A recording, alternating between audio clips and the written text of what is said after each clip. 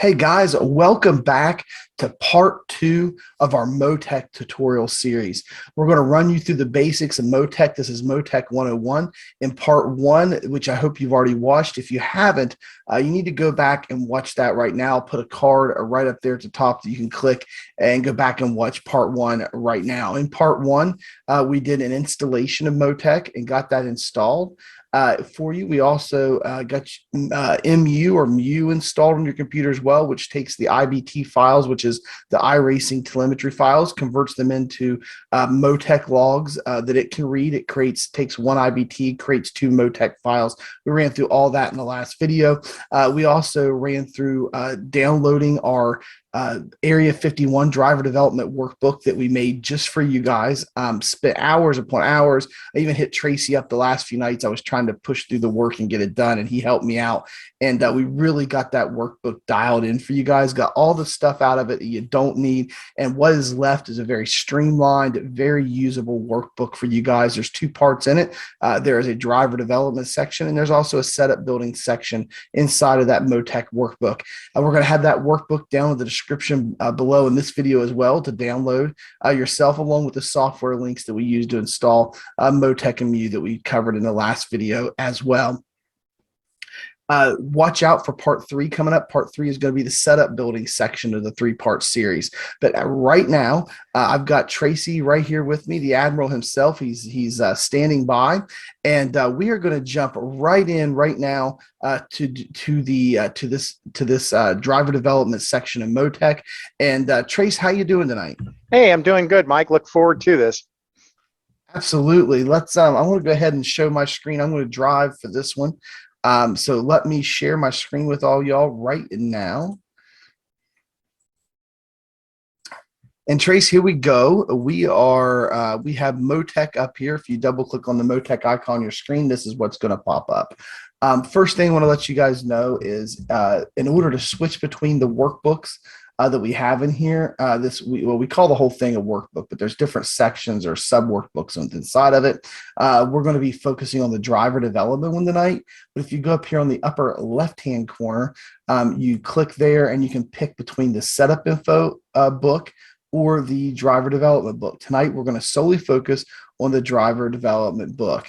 The other thing I want to let you know is there's a couple of ways, which I covered in the last video as well. Again, go back and watch that one if you have not done so yet. I covered the three different ways, really two different ways, but depending on how you keep your files, your telemetry files, the second way kind of has two options. The first way to get telemetry files is simply go out on the track in your car, turn telemetry logging on in iRacing, and then when you're done and you exit iRacing, go ahead and run MU, open that up and run it. It will automatically convert those files, stick them in your MoTec logs folder, which we created there in video one as well. Second way is to share IBT files between your teammates and friends. Also, some of the setups that you get from some of the setup shops like Major's Garage, has the IBT files, and some of the other shops. I know EPI provides IBT files sometimes. There's different shops provide IBT files from their builders and drivers that then you can load up their IBT files, throw them into your telemetry folder from iRacing, load up MoTec, and it will convert them just as if you would have ran the laps yourself. And you can load those files up into MoTec as well. And then the third way we covered was if you've already converted the files to the MoTec logs, and you have deleted your IBT file, no big deal. You can still share those as well. You just need to share the ID and the IDX file both. For each stint, it'll have the same name. The only difference will be the file extension at the end. And you got, as long as you select both files out of your MoTec log folder, you can send them to your teammates and friends as well, and they dump them in their MoTec log folder directly, and then you can share that way. So we're going to assume for the purpose of this video already that you've already watched the first one. You know how to do those things I just talked about. And so what we're going to do is we're going to load up some of those files. And Tracy, I think that the MoTec can be used for two different ways. And I may have you expound upon it, why we can use them in those two different ways for driver development. One is just examining yourself, right? You examine yourself, you examine your throttle traces, your throttle inputs to make sure you're being smooth, on and off the throttle. You can look and examine, where you're turning the wheel too much, you're getting tire wear, all that stuff we're about to go over. And the other way you can do it is to examine your telemetry based off your teammate or friend's telemetry who's running faster laps than you, or the setup shop builder's telemetry if they give it to you, to see, what they're doing that's making them faster than you.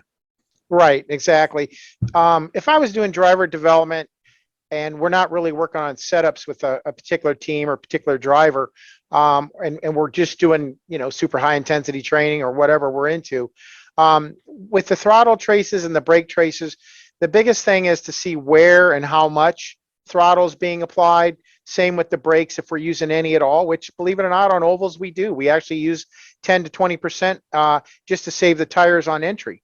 And that's how you can increase your tire wear, by just using a little bit of brake. But the other thing is consistency. And that's when you're trying to self-police yourself to see how well you're driving.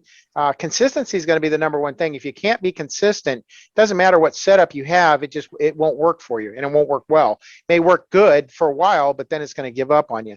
But yeah, that's what we do with this part of the MoTec is we want to see what you physically are doing. Okay. And it's just a great way to self-police yourself once you understand it.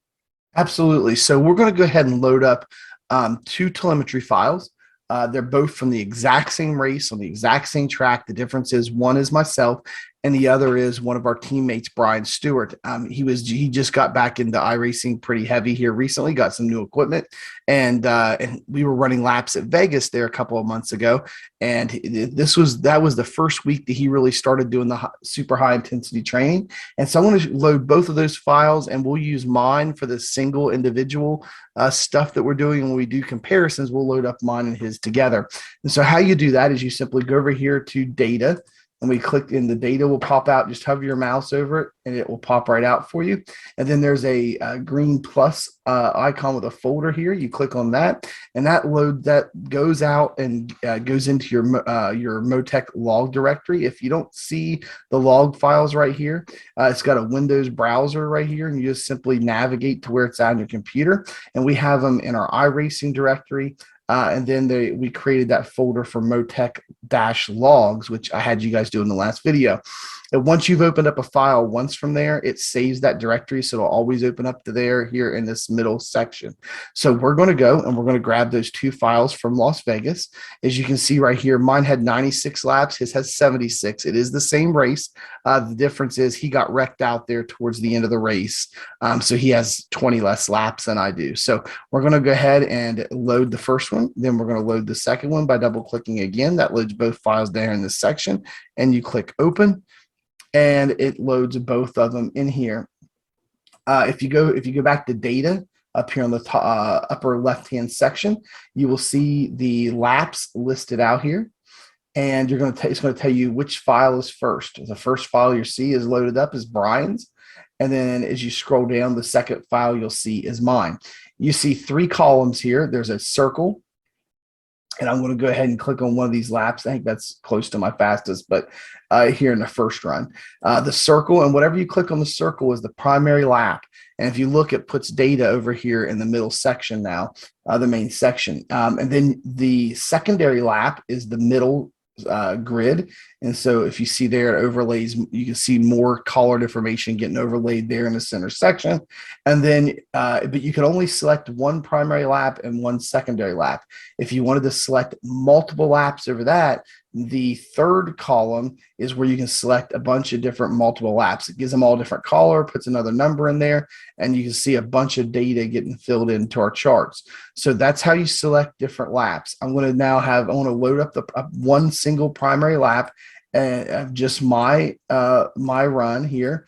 And I'm going to get rid of all these, and I want to let Tracy go ahead and talk about this first screen. So again, circles, primary lap, middle column, secondary lap, and the third column, you can load up multiple laps, gives them all a different color.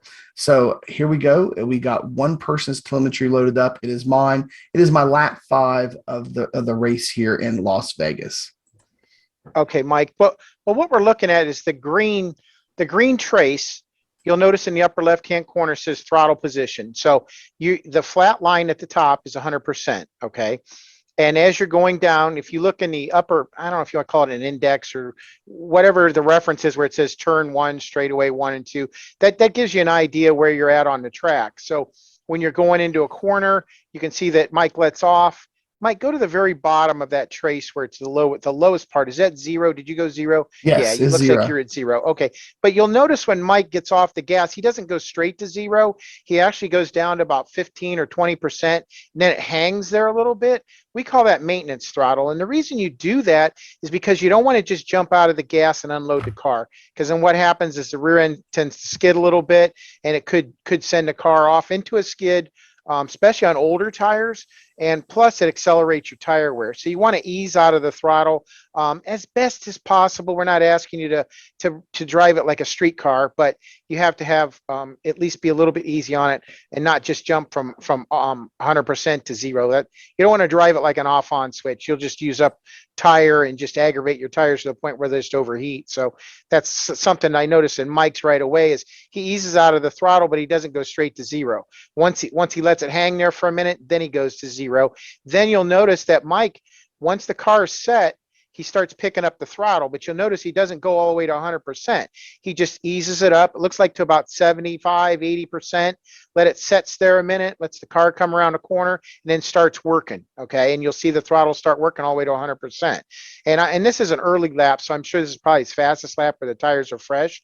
And then you'll notice on the other corner, he does the same thing. He goes to about 50, 45%, lets it hang there a minute, and then finishes off all the way down to the bottom, which is 0. Okay. And like I said, he's being real easy on the tires when they're fresh, because that's when you're going to use the most amount of tire. So he's being mindful of that. And I can just see it in his right foot here. Then you'll notice he picks up the throttle fairly aggressive, but he doesn't go all the way to 100%. He'll lets it hang there about 65, 70%, lets it ride a minute till he knows that everything's working and the car's set. Then he starts accelerating up out of the corner. And that's what we want to see. Secondly, after he's done with his lap here, I want to look at repeatability. So as he goes through the run, and I know this is a race run, I would look at like whatever his fastest lap is and then like 10 lap increments. So if you're on 5, highlight 15, highlight 25, and let's take a look at that. So, all right, so then you can look at those lines, and you can see Mike is still fairly consistent. So the car or the setup must be fairly decent for him because he's not having to work real hard. And that's what we want. We want to keep it consistent. And the longer you can keep it consistent, the more your lap times will be fast, but you also maintain them. Okay. And that's something that we look at when we're doing driver development. Now, obviously at this track, we've used no brake in any part of the run. So that's why the red line is sitting on 0 the whole time. And then, and let me show you guys something you don't want to do. So there's one of these laps. I'm trying to isolate which one it is. It's a green lap here. probably your third one. Yeah, Whatever this the is 25, I'm thinking. it's just okay. It's the 25th lap. So I want to get rid of I'll get rid of everything, but You could make 15 your second lap and then hit that and it'll change all the colors. all right, here's lap 25. Okay. I've isolated lap 25. And so turn 1 looks fine, right? Yeah. If you're looking at traces for MoTec and you're trying to match it, what you have in turn 1 is exactly what you want. Okay. Yeah, turn 1 looks great. That's a good entry. That's good exit. And for some reason, I blipped my throttle right here. And I don't know why, but turn 1 looks fine. So we come into turn 2. So far, so good. Got off the throttle, but look at this. See where I had to burp the throttle completely off and get right back on it. Yeah, not sure what happened there. Looks like you got a little antsy. Yeah, I can tell you what happened. I probably got back into it too soon, right? So if I get back into it too soon, I get up here, I'm like, oh crap, I'm starting to drift up, and I'm getting tight, and maybe I think I'm going to hit the wall or something. So then I let out, and then I get right back in it, and then I finish out my turn. And that's stuff you want to look for to make sure you're not doing that all the time. Like this should be a very rare thing if you accidentally misjudge. Leave your trace right there a second. Let me validate what your last statement was. So you're saying you got tight, got out of the gas, but if you go to the very bottom where it says steering wheel angle, and you notice that it starts to act like a mountain, it's starting to creep up, then it goes down, and then it goes back up. Yeah, there's some steering wheel moving. I would pretty much say that would validate in my mind. But here's the thing too, is that anytime you do this, okay, anytime you get into the throttle and then you get out and then you get right back in, That's some of that light switching stuff we're talking about. We want to avoid. And the other issue is anytime you do sudden movements in the rear tires like that, it's gonna create wheel spin, and it's also going to create just the idea of the tire changing velocities a lot, and that's going to wear your rear tires out pretty bad, pretty quick if you do this lap after lap. So Yeah, I mean, that's pretty much all I had for that, Mike. I really couldn't tell you much more after that. absolutely. And the next section here, so that was lift points. Okay, that's sheet number one. Sheet number two is something very similar, but instead we're going to add a few things. So you see, we're squished down a little bit. So the throttle trace and stuff like that is not as granular because it's a little more squished together. But it's still there. But what we've added is we've added graphical gauges here for your throttle to help give you a better view, and for the brake. And we've also added a track map over here. One thing we're going to notice here on this track map, a couple of things. One is the red sections are lift points when you're completely out of the throttle. So I'm going to load back a better lap. Let's go back to like the lap 5. Okay. And so this is the lap 5, which is, towards the beginning of your run. And you see a lift point right here, totally out of the throttle right here. And then there's another red one, totally out of the throttle right there. So the red is the lift points on the track. And then again, you're getting your throttle traces and you're getting your throttle graph there. One other thing I want to show you guys right here is you can see Tracy mentioned in the last trace that the track seemed kind of messed up, right? Like these turn 1, turn 3, all this stuff seemed weird. Right. You can put markers here in the track, and it creates the sections. Here's the problem. Every single time you guys load a new track up, a new MoTec log from a different track, iRacing, or not iRacing, but MoTec is going to try to automatically generate the track sections for you. Sometimes it's perfect and spot on. Like this week we are in Kansas, and if you have it auto generate Kansas, it auto generates Kansas pretty properly, kind of like it should. However, and obviously here at Vegas, it's pretty weird. So what you do to fix this is you right click and you go to track editor. Once you're in track editor, down here at the bottom section, it says generate sections. That will redo the auto generation. And 50% turn threshold factor, that's fine. And that fixed it. I don't know how that got messed up manually, but that's got us 90% of the way there. So that recognizes the turns there, and it recognizes the straight stretch, the front and the back.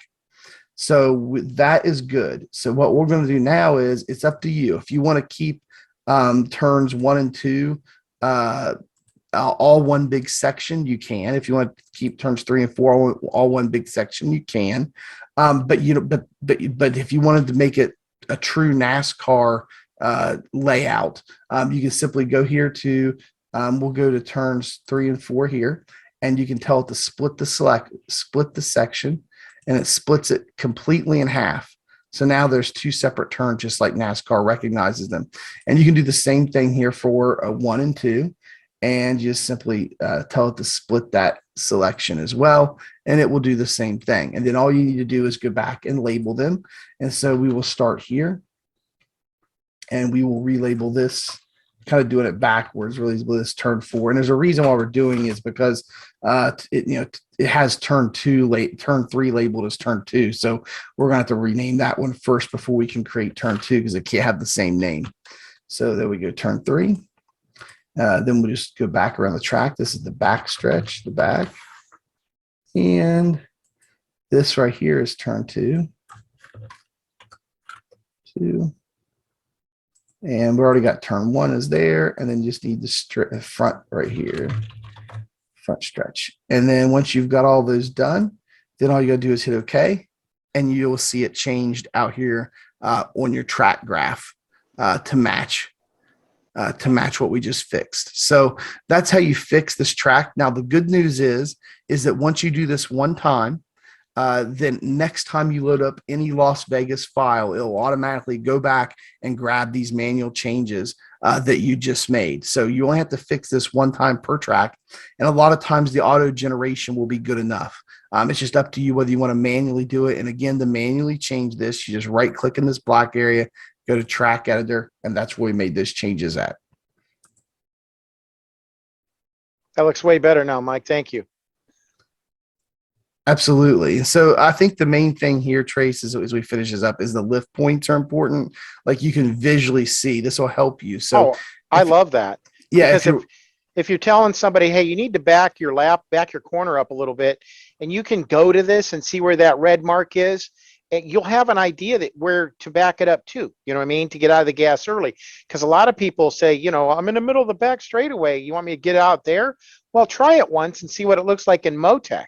And if it comes to the previous marker, which this one does, this lap does, then you've backed up your corner, and that's exactly what we're talking about when we tell people that in driver development. And the reason we do that is because you don't need all the speed going into the corner. That you're not having to stop the car and then try to shed all that speed to get the car to cut.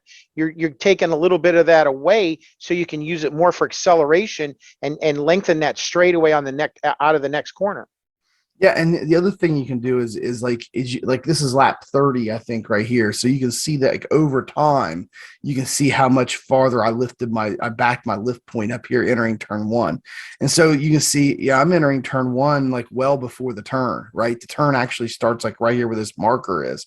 And I'm lifting way back here, pretty far behind. And like you can kind of guess where that's at. You can go try to repeat on the track, load it up again, then try to find markers on the track where this is. But this track graphic is the main reason why I created this second page, is because in the tab one, you have lift points, which gives you lift points only in a graph format. But it's really nice to be able to have this track with the lift points marked on the track right here as you go around and move this little dot around that represents Cursor. your car. Yeah, the cursor around. And then you can also see the right beside it, you can see the actual throttle percentage bar there as well, which is really helpful.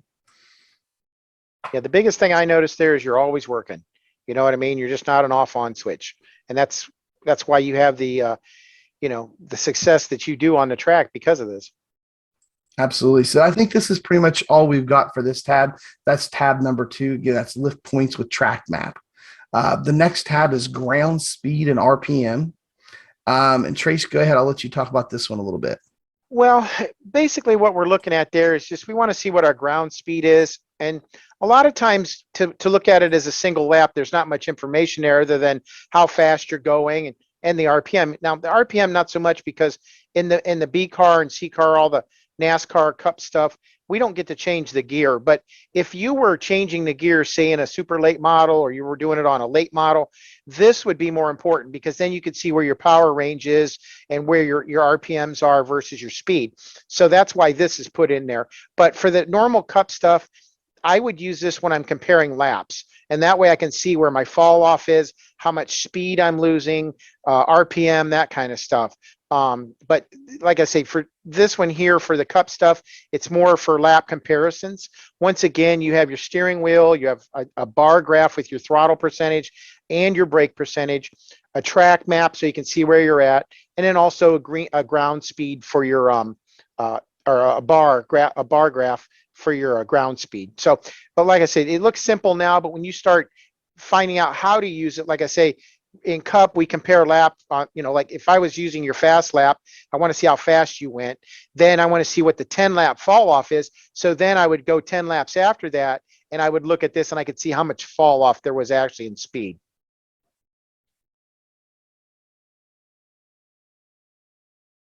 Just give me, if you're going to go, it's on lap 30. Okay. Yeah. Go all the way down to like 25 or lap 15, whichever, it doesn't matter. Yep. Yeah, go with that. Okay. And so now we can see that the green is our primary lap, or the colored version is the primary. And then the white is the secondary, which we know was what, 10 laps, or I believe it was 10 laps later. And so you can see the fall off in miles per hour is almost 10 miles an hour in certain parts of the track. Okay. And that's what I would use here if I was doing Cup. But if I was using it to get my gear ratio right, say in the super late models, I would be looking at my RPMs as well. But you can see what the fall off is on that. So it's great. It's a great tab for comparisons.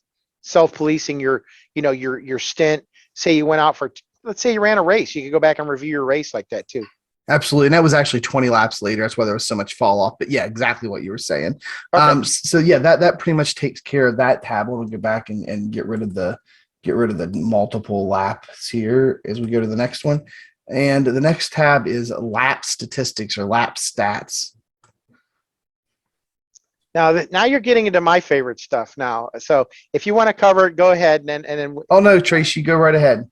All right. Well, the first one's fuel usage. And if you notice, it starts out lap one, and that's basically what the starting fuel was in your race. Okay. You may start out at 19 gallons at the beginning, but after your pace lap, that's what you're racing with, because that's your first actual race lap. And you can go see what your average usage is. So if you figure it's 0.33 a lap, you're basically talking 3 laps per gallon. Anything over that, you're talking a little bit less. But that's before all these other apps came out and gave you your fuel mileage. This is how we did it. And if you monitor that, you'll be able to take 3 laps per gallon minus how much your fuel you started with, and you'll know what your run is. Okay, how much fuel you can get out of the tank. Normally you'll go to halfway and come in, so you may not run a whole fuel run, but I'm sure you'll be pretty close. The other two that you see there, the water temp, which is in the middle, and the oil temp. Those are used if you're in an open set and you want to try to see how much tape you can get away with without overheating. Because if you take your oil and you run that too high, you're going to kill your motor and your race will be done. So that's what that's there for. So the water and oil are really important to go back and look at the data if you're trying to figure out the tape you can run on things other than the Cup series. If you're running oval, the trucks and the Xfinity cars have like an analog dial for RPMs, for oil temp, for water temp. Where the Cup cars, both the Gen 6 previously and the current next gen cars, have digital readouts for all that stuff on the dash. So if you get digital readouts in the car, then this is less important. But for the trucks and the Xfinity, where you have the gauges instead of digital readouts, going back and looking at the fact is very helpful. Yeah, so that's what those are there. And that's just a matter of adjusting your tape.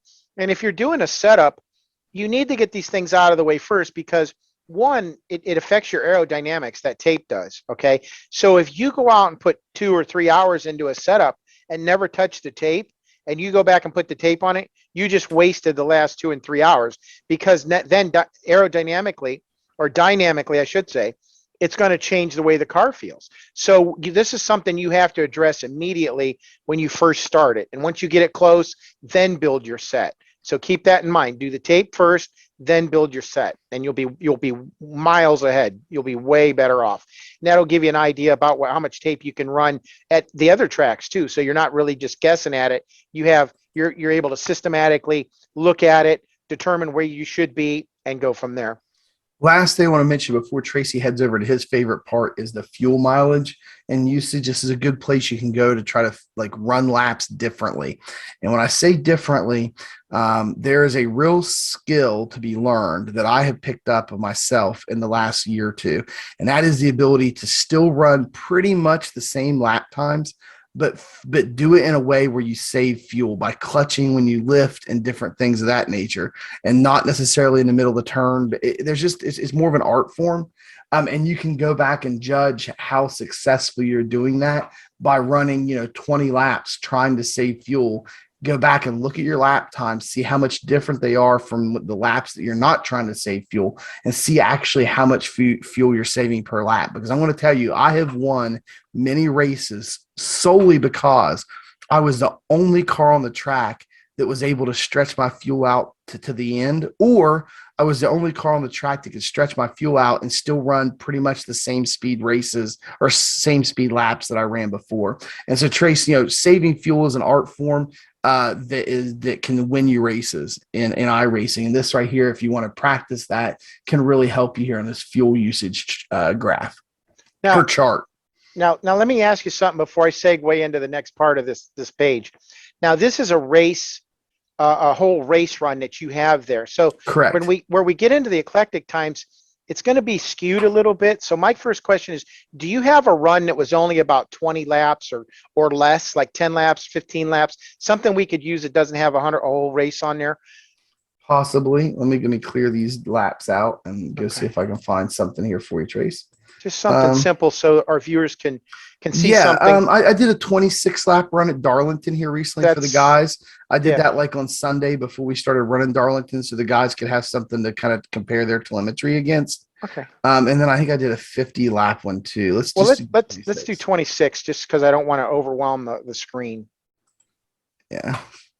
Ah, perfect. That's what I'm looking for.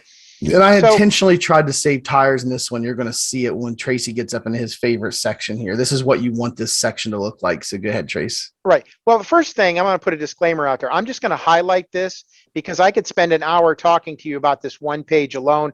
And I think if you want it and you guys like it, put it down in the comments and I'll actually go more into detail in another video when Mike and I can take more time and we'll actually break this down and micromanage it because this is a very important section right here, these eclectic times. And I'll tell you why. So let me give you what we're looking at. First, on the left-hand column, you'll notice there's descriptions there. And that's the front straightaway from the start-finish line to turn 1. Then you have turn 1, turn 2. So it's actually breaking every section of the track down. So you have the back straightaway, turn 3, turn 4. It's pretty self-explanatory. And then also from turn 4 to the start-finish line again, it says front to start.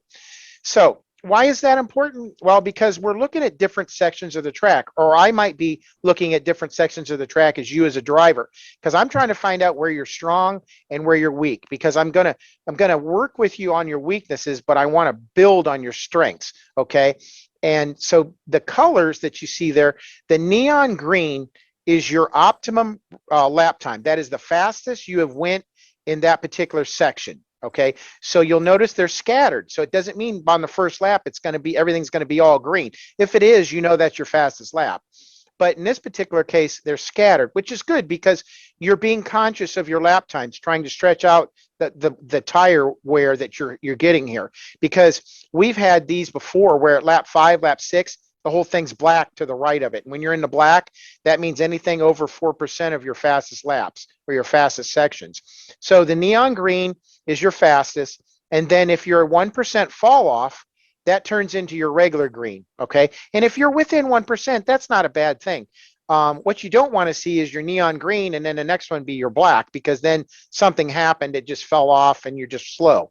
So what we're looking at here is not only certain parts of the track, but the overall run. And that's where you start looking at your lap counts. Okay. And you want to be in some form of the color as long as you can, which you did a great job. I mean, you're carrying it out a long way. Lap 15 is the only one that looked like where it really all fell off. And that's a good way. And see, looks like you even came back a little bit in some of the other segments. So you did great up until lap 20. And once again, lap 20 and 25, that's going to be the difference between the pretenders and the guys that are really just really know what they're doing and setups and stuff, or driving. Most of the time it's driving. So that's what this section's about.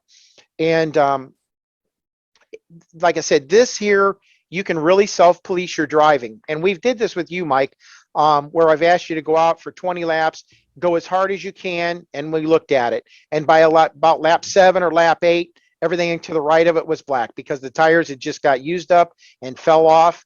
And that was it. You had nothing else. But then we asked you to go out, and if I remember right, I took a half a second and added it to your fastest lap. So let's just say in this particular case, it was a 30-second lap was your fastest lap. I made it 30.5 and told you not to go below that. And the reason so is because I didn't want you to be pushing the car so fast in the first 10 laps that we used our tire up and got nothing after that. And what had happened is you were able to string those laps out like I asked. And then after that, when the car caught up, then it maintained and stabilized. So you weren't falling off as bad. And that's where the money is right there, is when it stabilizes, you're just cruising because you don't have to drive crazy. You don't have to play catch up. You're never fighting the car, but your lap times are just as optimal as they can be. and you're just starting to catch guys. And usually that happens around lap 15 to 20 on, if that's a B car, I think it was. Yeah, it's a B Yeah. car. Those tires there. And that's where you'll see the difference between, like I say, the movers and the shakers, because those are the guys they're going to be slow up front. You'll never see them. And all of a sudden it'll be like, well, where'd they come from? Yep. So just so you guys can get an inside look at what we do here. So this was the Darlington week. There was it last week. So on the weekend on Sunday, I did exactly what Tracy said. My fastest laps during race trim were about 30.3, 30.3, 30.4. So I intentionally slowed it down about half a second a lap. As you can see right here, I think this is my fastest lap. And then I just ran it out so that just everything he just said. And then I handed this, I did like a 24 lap run or something. And then I took my telemetry file and I gave it to all the guys on the team that wanted to, that were struggling a bit with Darlington, and said, here, this is what yours needs to look like. And so we do those things to help each other. And that was exactly what Tracy just described doing. I took my fastest lap again, 30.3, 30.4, backed it up about half a second, and then look at all the color here. And I can tell you that when I did that same run and drove it absolutely as hard as I could the first 5 laps, that again, my fall off by lap 8 or 9 was a lot worse than what it is here on this one. And I think that pretty much covers this section. Right. But the next one is the one where this is going to pay off, this page here. Go ahead and click on that. There we go. This is what I want. So the other one was the colored page where it shows you each particular part of the track, and you can see what everything did over the entire stint. This particular Eclectic, now Mike, on this one here, I need you to drag all the way to the bottom so we can see the yellow. Okay, so really this particular part on the top section, the Eclectic part, where it's just the lap times. It's nothing more specific than just the lap times, but what it does is it registers each lap time for that entire stint. And then at the bottom, it logs it under the totals, okay? And at the very, very end, and this is the part I want to go right to the bottom where the yellow is, where it says 1420. That is your total time that you ran that 24 laps, okay?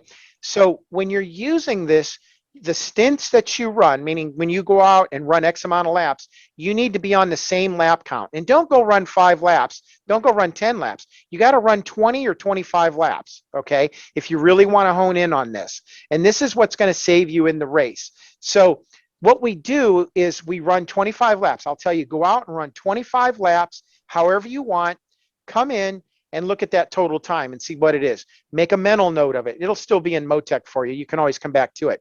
Then this is where I tell you, Mike, go out, save me that half up front, and then at lap 10, lap 15, then cut it loose and finish the run. And what was funny is we found by the 2 different driving styles that we were within less than 1 second of the total lap time. 1 second. And that was just driving different. And that's because he didn't push it up front and it didn't fall off on the tail end. And the thing is, you keep going like that, even past that lap 25, you go to the end of the fuel run, then it starts paying dividends after that. It'll pay threefold easy because it will not fall off. It just stays there, hangs there. You can drive it just about as hard as you want, and the tires only give you so much. And that's what you're trying to do, is you're trying to extract as much out of them without being a high, fast lap, slow lap, fast lap, slow lap. You want that consistent level, okay? And that's what this shows. That we're looking at that total time, that total Eclectic time is the money, is what we're looking for on this one. And like I said, if you can dial that in with your driving style, dude, you're going to win so many races, or at least be competitive. The fun factor will just be off the chart. And the other thing is you're gaining, like, if you do everything Tracy just said, and we're backing off a little bit in the front, saving tires. Once you get past like lap 20, you're going to actually be running the same total time as what you would have ran before. But 20 is about the magic number. But after lap 20, if you save your tires, you're actually going to be running faster laps. And once you get to like lap 30, there's a lot of times I'm running half a second a lap faster than the guys in front of me. I just start running them down. Yeah, that's the key, is you want to be faster than the guys that are in front of you. And that's, and you'll pick them off. It won't be much of a contest because you're going to be so fast. You'll roll right by them. It won't be an issue. You'll just roll right by them, So, and that's the key. And now, if it's a caution race where there's a lot of cautions, then you'll have to adjust your driving style. You may have to drive faster up front to hold your position, but you have to determine that in the race, okay?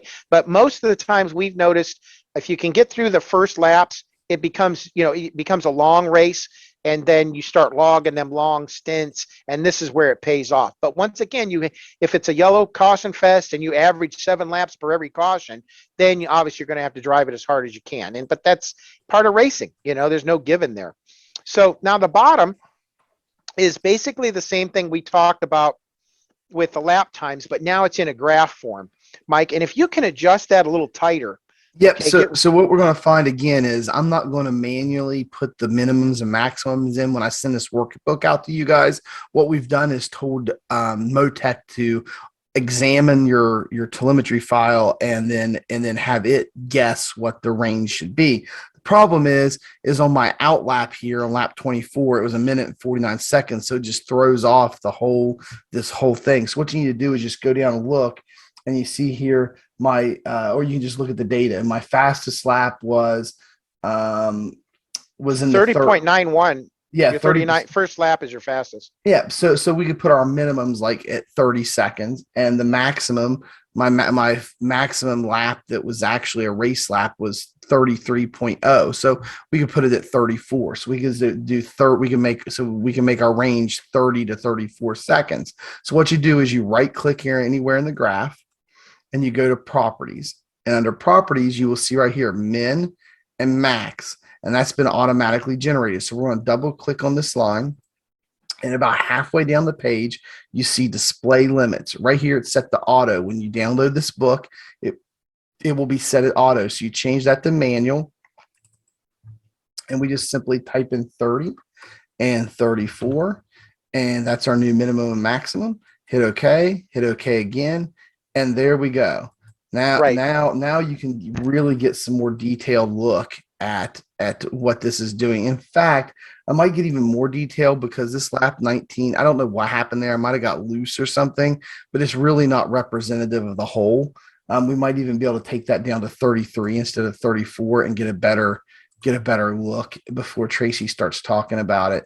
I don't know what happened on lap 19. So we're going to take that to 33. And that is more like what you want to see. Looks like you stopped and got some ice cream, Mike. Yeah, something. Okay, so now that Mike has got the scale graph where you can really read it and see the detail in it, the idea behind it is anything that goes up or above is slowing down, and anything that steps down is speeding up. So what you want to try to do is make sure that you're not going the opposite way. You don't want to be stepping down, because that means you're totally too slow up front and going too fast or picking up. You're saving too much. You're just going to be a road hazard. What you want to try to do is not have it step up really fast, okay, where you have a real slow lap. The ideal situation would be to have it as flat as you can and not lose any time. But this is just a way, a visual that's there that you can see your progress through the entire stint. So in this particular case, if it was your race run, we would have this long line, but you could see the entire run, where you're gaining, where you're losing, what the pattern of the run was over the entire race. Yeah, let's go ahead and load that up, Tracy, since you're talking about it. Just take me 2 seconds here to go back and load. I'm just going to do mine to begin with. And we go, and let me open mine up. All right, here we go. And so same thing. We need to get lap times and set this. I think I would leave it. I wouldn't change it, because and the reason is you'll notice at lap 55 or 54 where it gets all crazy and stuff. That's the pit stop.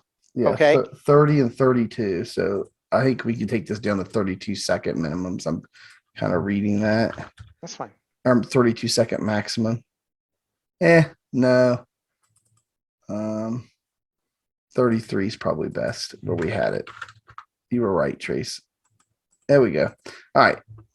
So anyhow, that's Mike, that's your entire run. So you can see where you fell off, and then something was going on around there's a big fall off like lap 18 or 19, I think it is. That's where you said you were slow and you didn't know. But the thing was, you never recovered. So if you look at the steps, you never really recovered from it. So I Right. don't know what happened, but that's how the car or the chassis goes through the race. Okay, that's what we're looking at. And you'll see there towards lap 29 or 30, then it basically stabilized. Okay, everything kind of flattened out. And that's like I say, when you get into the tire runs, you start getting around lap 20, your tires stabilize, and as long as you don't make major mistakes, it'll just live right there the whole time. And that's where the other guys, they fall off, you don't, you maintain, and all of a sudden you're going by these guys all the way up to the pit stop. Okay, and obviously they're going to have a lead on you, but the thing is, you're going to erase that lead or that gap at a faster rate than what they can do, right? There's no way they can maintain it. So, and then you can see where you went to the end of the race and where it fell off and how fast and that kind of stuff. But consistency is always the case here. If you want consistency, and this is just another way of you self-policing yourself so you can see if you're consistent or if you're all over the place. Okay. All right. Trace, that wraps that one up, I think, pretty good. I think I noticed my second half of the race was a little more like what you would want to see. We kind of gradually step up and then we flatten out there on that one. So the next one up is we're going to look at tire temperatures. So we're going to go to tab 6 here and check out tire temperatures. Okay. What this does is this is looking at your tire. And what it does is it gives you the temperature range of the outer part of the tire, the middle part of the tire, and the inner part of the tire. And as the model goes around the track, okay. And I'm going to go ahead and hit play and start the animation. So as Tracy's talking about it, it's going to be going around the track and you can see what he's talking about. So there's a play button right here, a green one. You just hit start animation and you tell it whatever speed. We're just going to do it at 1x. And there we go. Right. And so that's an animation of the car going around. Where are we at on this? Kansas? Vegas. Okay, we're still at Vegas. So, and the biggest thing is, see, iRacing has these dynamic tracks, and you'll be driving, and all of a sudden you feel like you hit oil, you went through a slick spot, something like that. Well, iRacing's not real perfect about stuff like that, and this is a great way to find out where the track is slick, where there's no grip, because when it starts going to the red, especially on the right rear, that's just tire temperature, and that's from no grip. So that'll give you an idea what part of the track you need to be easy in, because one of two things is going to happen. There, you notice the right front's all red, the right rear's cherry red. That's just lack of grip. And being Vegas, like coming off of turn 4, watch the cursor go around again. You'll see the right side tires light up again, coming through 3 and 4 on the other end. Not so bad in 1 and 2. I think there's a little more banking there. But in turn 3 and 4, let's watch it. You'll see the right front a little bit, and that's from going into the corner with a real fast, and then the right rear. There it is. There's your right front. There's the right rear. And that's, you drive off the right rear, you're over 300 degrees. That thing's probably sliding around pretty good like that. But that's what this tells you. And you can go to different laps to see if the tire temperature went up more or if it came down, because once you go over 300 degrees, you got to cool it down a little bit because it will give you no grip. So if it's your right rear, you'll be spinning out. And if it's your right front, you'll be pushing like a dump truck. And that's what this shows you. Well, that was a little late in the run. I mean, that was 30 laps into the run. So the tires have gotten pretty hot. This is early in the run, but they're still pretty warm. Right. And then the track here, those are throttle inputs. Like the red is like where you're lifted. Yellow is like 15 to 60%. The orange is 60% to 99%, like kind of maintenance throttle. And then the green is where you're into the throttle, above 99%. So basically you're 100% into the throttle. Right. And then with the tire temps, you could see where you were talking about maintenance throttle. So you know that you might have to get out of the gas just a little bit, just so you're not leaning on that tire too hard, So this is a great tool, especially if you're learning to drive fixed, like fixed B fixed or C fixed. This is a very good way to learn that. Okay. Because there's not much you can do in terms of setup. And the only thing you can do is adjust your line and try to adjust your speed, slow in, fast out, that kind of stuff. Because you want to try to get it on the right rear. Because if you're burning right rear, that's not bad. But if you're burning right front, yeah, there's not much life in that setup. And the other thing I want to mention is that, tire temperature is very important. That's what burns your tires. First of all, that can make your tires wear faster if the temperatures are hot. And the other thing is the temperatures are hot, the tires are just slick and greasy. And so, there's been races where I've really used up, say, my right front or my right rear or both, but I've used them up in a good way where I've used it as grip on the track and stuff, but the temps weren't out of control. And I've actually had worse tire wear than other people on our team, but yet I was faster. And the reason I did that is because I controlled my temperatures. Even though I was using a lot of tires, I did everything I could to try to keep the temperatures down. So temperatures can be more important than the actual percentage of wear that's on your tires. So that's important to know too. All righty, so let's head on over to the next tab 7. It's labeled tire wear. Tire wear, that basically the same thing. What this does is it shows you on the track itself where your tires are heating up. Okay. Now the middle is your throttle positions. Okay, between the dial indicator and the track in the middle, the rainbow track in the middle. That is your throttles. But everything else is per corner of the car. So obviously left front, left rear, right front, right rear, and then you can see where you're using the most amount of tire. And like I said, that goes back what I was saying about iRacing's dynamic tracks. This is showing you where the least amount of grip is. Okay. And that's where you can be mindful of your driving to say, hey, I'm this deep in the run. I can't just send it anymore because I'm going to push where the red is. Okay. There's no grip there, and it's going to probably go up the hill, and I'm going to have to wait on it. So if you can prepare for that, you can modulate that a little better. You'll be more consistent. You won't be guessing at your driving. And I think it's really, really nice here to have this graphically laid out where you can actually see the tire temperature color coded right on the track. So you can see where you're getting the hottest. And I will say this, if you look down here in this bottom right-hand side one, you'll see it go, and it's turned into like a light gray or like a whitish type color. Yeah, that's bad. That's white hot there. That's off the chart. Yeah, that's off the chart. That means your tire's basically just like, a rubbery, melted mess, slicky mess. Yeah, I mean, so yeah, that means the non-color discoloration there means you're off the chart, man. Your tires are way too hot. I would want to look at that lap time for sure. I don't think it's probably that good.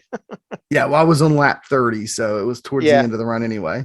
Yeah. So anyways, but as you go through your run, we can look at those colors to see if they got worse or if they got better. Pick up like lap 35 or lap 40 and let's see what that looks like. Yeah, I can do that real quick. I mean, I probably got worse. Yeah, I just want to see. Go to 40. Let's see. It's 40. See, actually it calmed down a little bit. So maybe you adjusted your driving a little bit. And I do that during the race. If I say, oh my goodness, I'm heating these things up and I'm a little slick, I intentionally then back it off. Like you said, maybe drive just a little bit farther in to use the right front more, things of that nature. And then I'm cognizant of what's going on. I try to get the temperature down on the tires, because if you can get the temperature down and make them react a little bit better in the end of a run if you drive it right. Absolutely.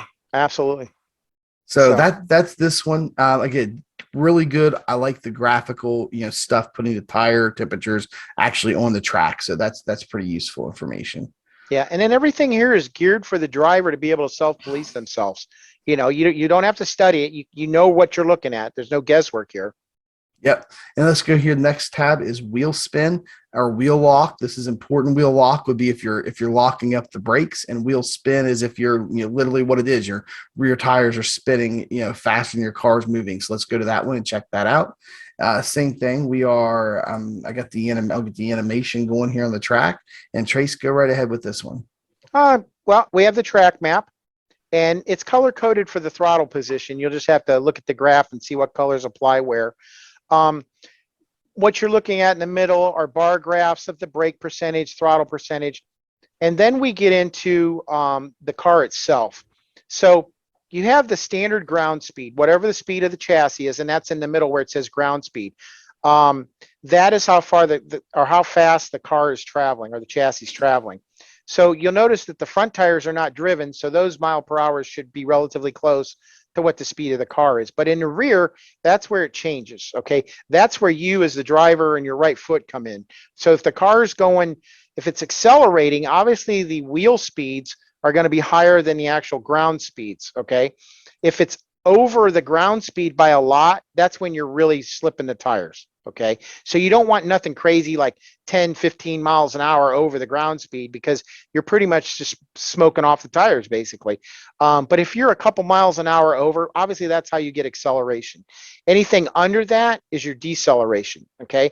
The biggest thing to be mindful here when I talk to people about this is, when you get off the gas, don't jump out of the gas, because you might take your mile per hour for your wheel speeds and jump them that 10 miles an hour. And if you jump them 10 miles an hour slower, you're skidding, okay? And if you're skidding, then the chassis is going to want to slide all over the place. So that could cause a problem for you on entry. So you might, like we talked earlier in the video, when you're looking at your throttle traces, get out of it like 70%, hold it there for a second, and then finish it down to 0. And that's easier on the tires. And that's what your tire wear is about. Same thing on acceleration. Don't just stuff it to 100%, because we're not drag racing here. Now, we are racing, but sometimes the tires, you blow the tires off it, you're not going anywhere. Wheel spin gives you nothing. Okay. It's like driving on ice. You're just skidding down the track. You'll never accelerate. So you need to modulate that. And obviously race pace, you're going to be a little bit quicker about it, and you'll figure it out once you go. You'll notice, like we showed Mike, is that what, lap 30, I think it was, where the right rear was just blown off the thing. I'll bet that wheel speed is way higher than the ground speed is. Let's go back and take a look at that lap 30. Yeah. See, you're looking, 180 to 187, or 192 to 180. So yeah, you're 12 miles an hour hotter on the right rear, overdriving that in that particular part of the track. And we know it was turn 4. Yeah, let's just go there. Yeah, and stop it right in there. We can just keep going. You'll see it. It'll jump. There's 70. Okay, 7 miles an hour. The ground speed's 163, and your wheel speed's 170. Keep going a little bit at a time. See if we can go over that. 169. So yeah, so you were 7 miles an hour roughly at your highest part, overdriving that tire. So it wasn't grabbing anything at that point in time. And you're 3 miles an hour, almost 4 miles an hour on the left rear. Okay. So that's where you guys get rotation, is because the right rear tire is a bigger tire than the left rear. There's a little bit of stagger in these tires. And that stagger is where the left rear and the right side's bigger, or the outside tire is bigger by a little bit, to help compensate and help the car turn. Okay. And even on these tires, these cup tires are the same way. So anyways, but anyhow, that's what this page is about. Once again, we try to keep it simple for you. So when you're trying to self-diagnose yourself, you can look at this information, process it, make an educated decision, and then go out and adjust your driving a little bit. Absolutely. We knew this video was going to go long, but we're not quite done yet, because this is all about self-policing yourself. But Tracy, let's go back to the beginning here, and there's another way to do this. This is a lot of self-policing, but what happens is if you're on a team, or you have some friends you race with, and you notice one of you is significantly faster to track, and even significantly faster on the long run, short run, like whatever, and you're like, and you're like, wow, especially if you're all using the same setup. And so we all get on the same set, we go out on the track, and we're like, why is Tracy or Mike or Scott or Robert or whoever, so much faster than everybody else at this track? And so let's figure out why that is, because the rest of us want to replicate that, right? We want to replicate that success.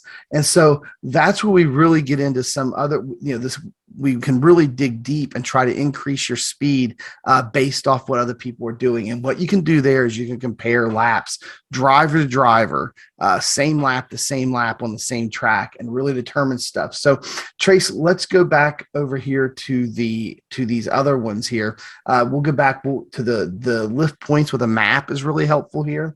And right. So are we going to use Brian on this? Yes. So yeah, because he's in. Yeah, our teammate Brian is in secret high intensity training. He's just getting back into this, and this is what we've been going over with him.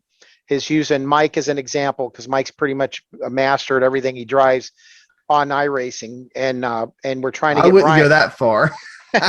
and we're trying to get Brian up to speed here. So the only thing we can do is show him these visuals. And then once we get the visuals done, then we give him landmarks on the track, and then we work from there. So everything that we're working with is in this book. This is what you want. This isn't any big secret. It just takes a little busy work. Okay, so here we go. So when we load up two files, you go to data and you load up both files. You got Brian on the top. He's the top stint. We hit his lap 5. That was his fastest lap. He ran a 30.6. Then we go into the secondary channel, which is white, and that's me. And we loaded up my lap 5. So we're lap for lap, the same lap.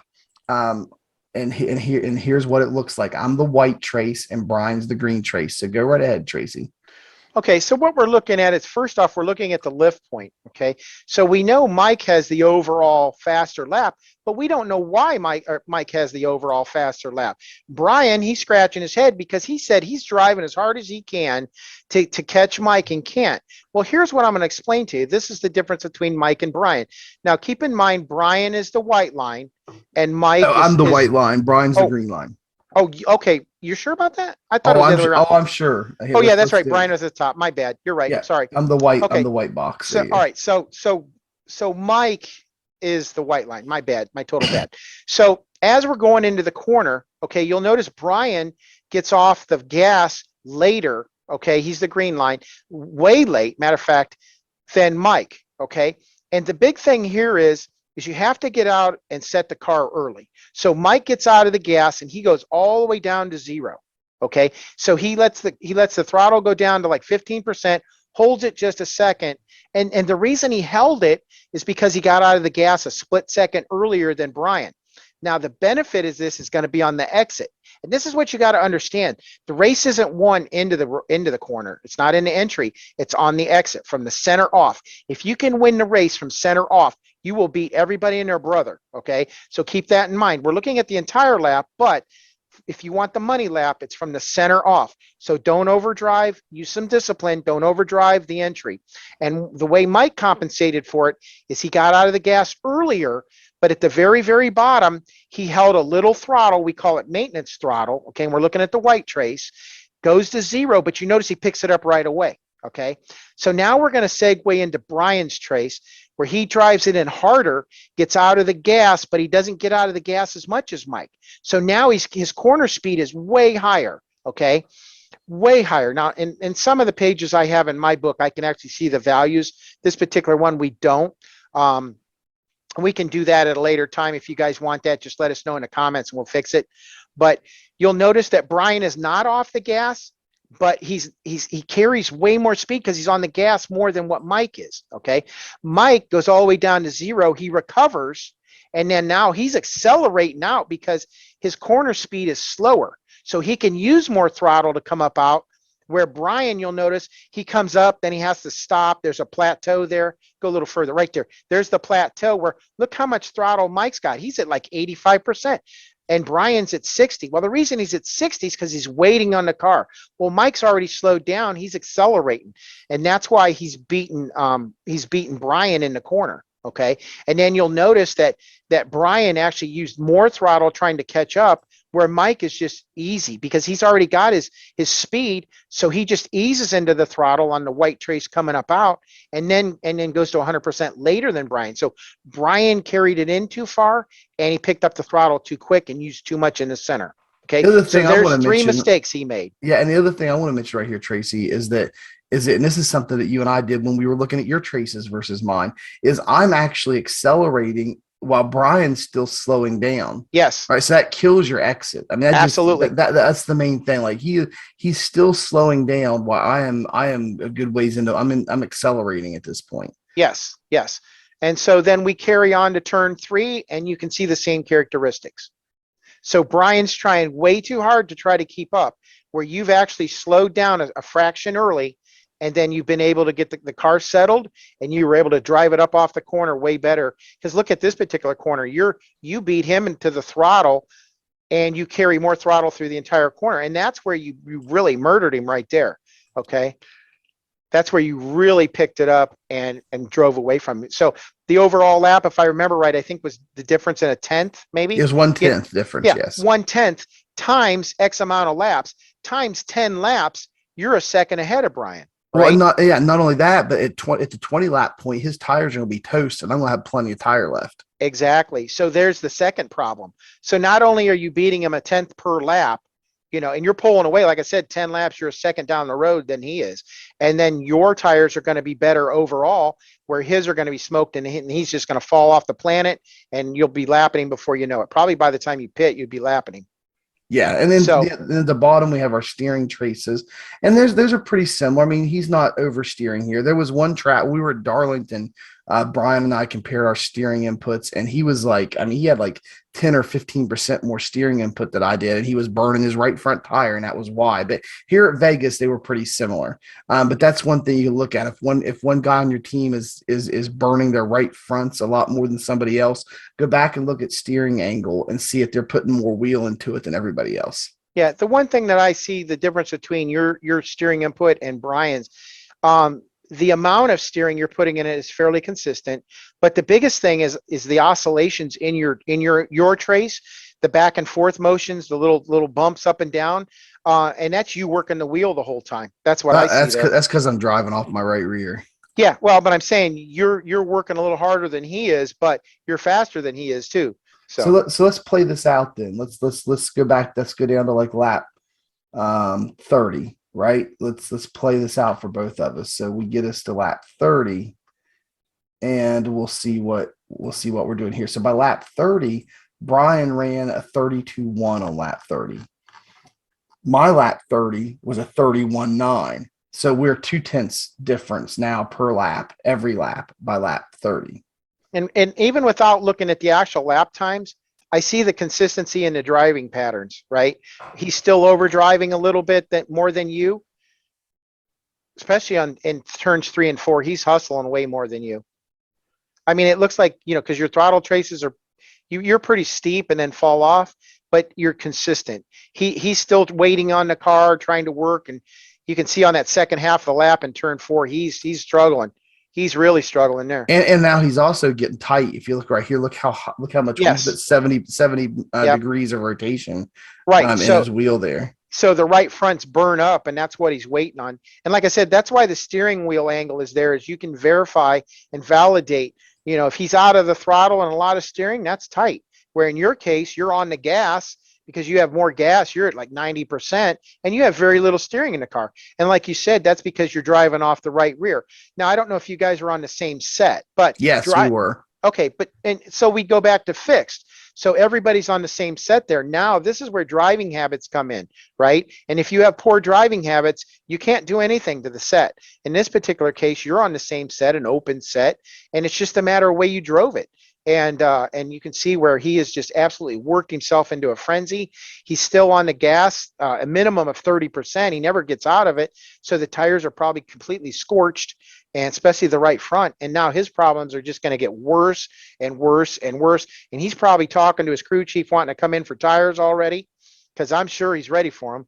Yeah, and so the other thing that's cool here is it takes the track and puts one track right on top of the other with both cursors here and both dots representing each car, and you can compare lift points. Now, Brian wasn't lifting at all, but on a lot of tracks where everybody lifts, you can compare exactly how much farther back somebody's lifting, and you can get a visual. It's one thing to see it on the graph, but it's another thing to see it on the track and see exactly where the person's lifting at, and that's those red lines. So you can compare both laps or both drivers here on tracks side by side to each other. Right. And another thing that I know we've done before is when we actually do our own personal tests and stuff, is we'll go out and find those landmarks where you're getting off the gas. So as a visual, you can go look at something on the wall, rather be advertising, a line. I know at Darlington we use the main grandstand down the front straightaway, the very end of it before it gets into the corner. It looks like it's 10 miles away, but believe it or not, that's the lifting point. And once you get that, you set the car, and then you can drive from center off. And that's the part I like, is we find those landmarks. And once you see that, that's easy money after that. Right. And so as we finish this video out, one last thing. So when you go to lap 40, I mean, we're talking, he was running a 32.2 and I was running a 32.1. So still only a 10th difference, but same type of stuff here, that we're looking at on this stuff. And so I want to go, Tracy, the last one we're going to go to, I think, for the comparison, maybe one of the last couple, is because the lap stats and the eclectic time, that's all just one person at a time. It's not going to overlay too. But here, Right. here you're talking about earlier about the ground speed and the RPMs. Right. And I think that's something that really you can look at here with two drivers comparing the same lap in the same race. Yeah, I would look at the ground speed myself because you can compare how fast you are at those particular parts of the track. So the first thing I want to look at is I want to look at your middle corner, right? The center of the corner. Just drag it up there to the middle pylon right there.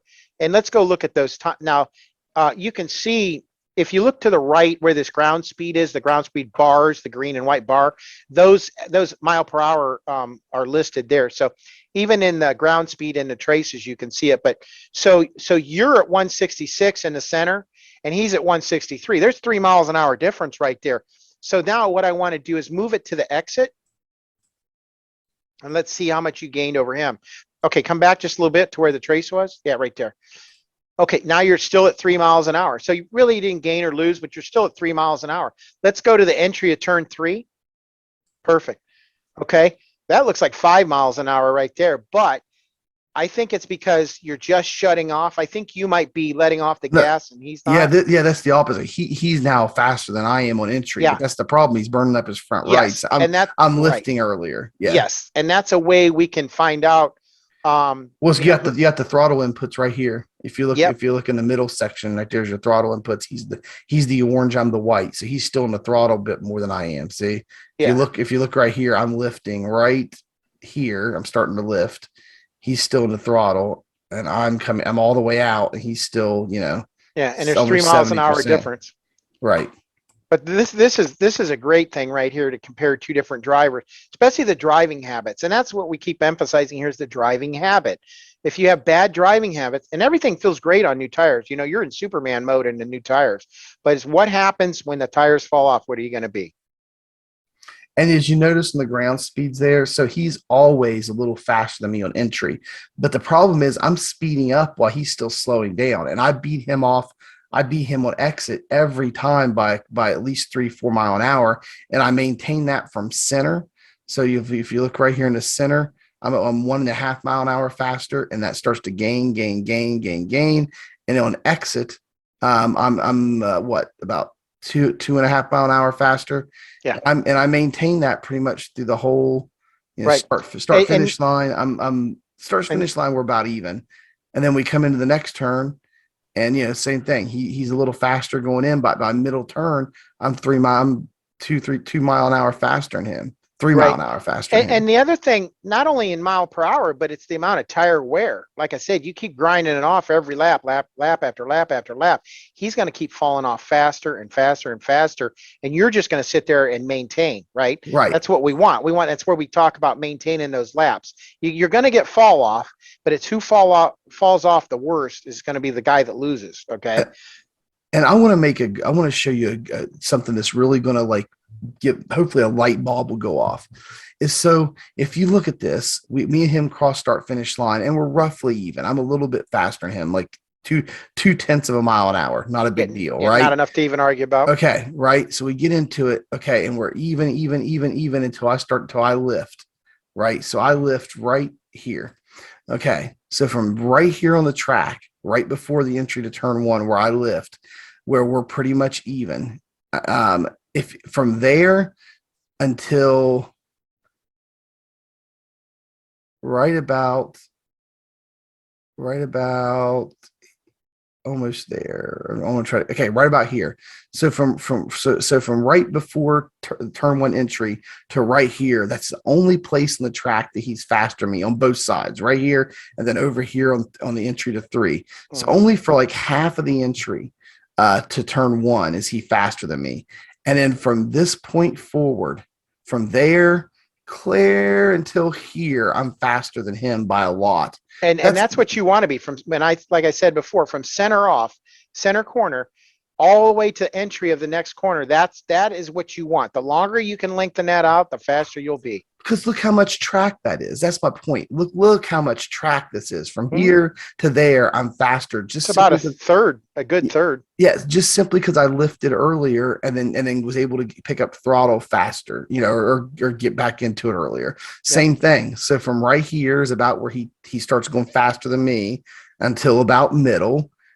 And so it's just a little small piece of track here. He's faster than me because he overdrove entry. But look at this from right here all the way back to here. I'm You just faster eat than him him up. again. Yep, Yeah. you eat him up. And so that's just a visual representation to show you guys, you back up entry. We keep saying back up entry, back up entry, back up entry. When we're working with people, you back up your entry, and from center off, you are so much faster down that whole straight stretch that you're just going to eat guys alive on exit. Right, right. And it's going to take some time to do it. Once you get it figured out, go run in a pack. Go find somebody. It might be a teammate, could be somebody you race with on a regular basis. If you get a practice session, go out and run 20, 25 laps, measure each other, right? Have somebody lead, you lead, come back, and race and keep each other honest, right? Don't run each other over because you're wasting valuable time when you wreck or tear each other up. What you want to do is go out there, run those laps, and pace each other, right, as a race pace, and see if you can outdrive your buddy. Okay, you may or may not. If he's faster than you, that's what you want to find out, and that's what it's about here. So don't be afraid to go race. Okay, we all want to win, but in order to win, we got to be competitive. You can't be competitive if there's no point in even entering. Okay, and then it just becomes practice. But it doesn't hurt to join extra races and get in the mix a little bit. If you have to start in the back, start in the back and see how far you can work your way up. Then once you get comfortable, get in the middle of the lion's den and see how well you can maintain and hold. And maybe you're fast up front and all of a sudden you fade and guys are catching you. Well, that goes back to you saving tire or driving habits. That might be the difference between you and the guy passing you. All right, and I want to say too that this is the part of being on a team that is the most beneficial. Everybody thinks they get on a team and they'll get this secret sauce set up. That's why they're on the team, is to get access to that set. No, this right here, this driver development, sharing telemetry files back and forth with each other and comparing your laps to teammates on your team that are better than you. That's how you're going to get better. And Right. so right here, this is the last tab we'll cover in the comparisons. So if you get to we could do wheel spin. No, wheel spin doesn't show it, but this one I does. wouldn't. This is probably Yeah. good enough here. So tire wear is the last one. You go to the tire wear tab 7. It's going to put the laps right against each other. Again, an inner track and an outer track right here. And as you go around the track, it is going to show you where the tire wear. If you look right here where Brian's overdriving entry, I'm the white, he's the red. Look, his tires, his front right is in the yellow here and the orange, and I just barely hit yellow, come out in green. This is lap 20. So it's my lap 20 versus his lap 20 in the run. You can also compare your throttle inputs up there on the middle dial gauge too. Yes, you can. And then in the middle track section there as well. But Right. same thing right here. He's coming in and as we come out, but you can see, and then if you go to the rears, remember Tracy how was burning up the rears there on lap 20. Yep. So actually right there, he's doing better than me on the rear, but the front right, he's burning more than I am. But same thing. You can compare tire temperatures and how you're wearing your tires here with your teammate as well, your friend or whoever. Right. And as well. don't think that this is an iRacing thing. If as me as a track engineer, if we go to track days together and I happen to be working that day or whatever, this is what we're going to look at even on the real track, because I'm going to have my telemetry either in the car you're driving, if it's a class where there might be a specific car. I'm going to have this on the car itself, and we're going to have video and everything, and we're going to do this. We'll never ever get into setup. We're going to start out purely driver. Okay, because if you can't drive the car effectively, doesn't matter what I do to set it up, I'm never going to be able to make it better for you. So this is the part that you guys want to be real proficient at. Understand it. If you don't understand it, ask. If you don't have anybody you can ask, send us a message. Put it in the comments. We'll get back to you. We'll invite you to the channel. Spend some time with you. It's if you don't understand it, there's a lot there. But once you do understand it, you're going to be money ahead. You'll be money ahead of the next guy. Take time, invest in your racing right now. You'll pay dividends later. Absolutely, Tracy. This is going to pretty much conclude our part two of the driver development section. Guys, make sure you come back and check out part three. That's where we get into the MoTec setup section of our MoTec workbook. And Tracy is just going to dial into that one. Honestly, we recorded part three first, so I already know what is in part three.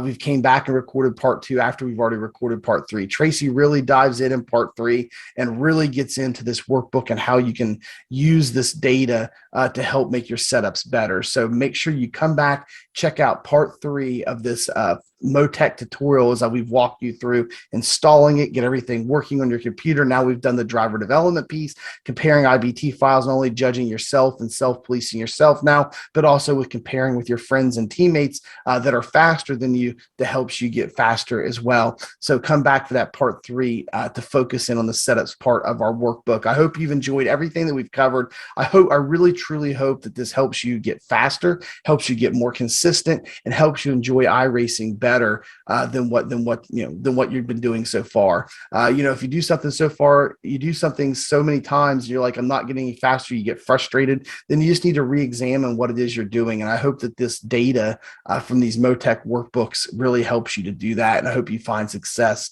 out on the track. If you have not done so yet, I would ask you go down, hit that subscribe button down below and subscribe to the channel. That helps us out, gives us channel growth here on our channel. Also, there's a bell icon down there. You can get notified anytime we upload new content, just like this great series we have on MoTec. Also, anytime we do our live streams, we got our podcast on Sunday nights, 10 p.m. High Strength of Field Race, we broadcast Monday nights and all of our great live streams. Anyway, hit that bell icon. You'll get notified when all that great content goes live here on the channel. And honestly, the best thing you can do if you want to help us out, if you really want to help us, the absolute best thing you do is any of these on-demand videos, the how-to videos, this MoTec tutorial, tire wear videos we have, all the great on-demand content. If you really want to help us, the best thing you do is share these videos, whether you share them on Facebook or Instagram, Discord, anywhere you can share these videos to get them in front of as many people in the community as you can. That helps our channel out. It also helps out everyone in the community by everybody gaining knowledge and getting better. So if you want to help us, the best thing you can do to help us is to share these videos. Also down in the description, check that out down there. We're going to have your links to download all the software. You have your link to download MoTec, the workbook that we're using, our Area 51 Driver Development Workbook is all down there. Also down in the description, you'll find some goodies for yourself. We got an affiliate link to Major's Garage. We'll get a commission off anything you purchase there. They also offer at Major's Garage free baseline setups, so go check those out. They're great solid bases that are going to be better than what iRacing offers. And if you want to build off of them, make them faster, you can do that. Plus, they offer a subscription there with the affiliate link as well, with better setups, faster setups for like $10 a month, get you everything they offer. Then also we have a couple other sites you can get free setups down there. We have osracing.net. It's community supported. People from the community upload their setups. You can download those for free. And then also we have Edwards Setup Shop, which is a free place to go. They have a great Discord community with over 2,600 members. You can go there and get help on driving as well. And they also offer you all their setups that they have there in their Discord for free. So go check all that out. And Jeff Maconi at Maconi Setup Shop offered you guys a 10% off discount when making purchases at his setup shop. All you got to do is use the promo code Area51 with no space. It's down there in the description. Check it out and go visit there. If you're going to make purchases from him, you get a 10% discount for being one of our viewers. So guys, that's pretty much all we have for this video. Stay tuned. Coming up next, we're going to have part 3 of our MoTec tutorial series. For myself, Mike Howerton, and for the Admiral, Tracy Rumschlag, thank you for being with us. And as always, we will see you in the next one.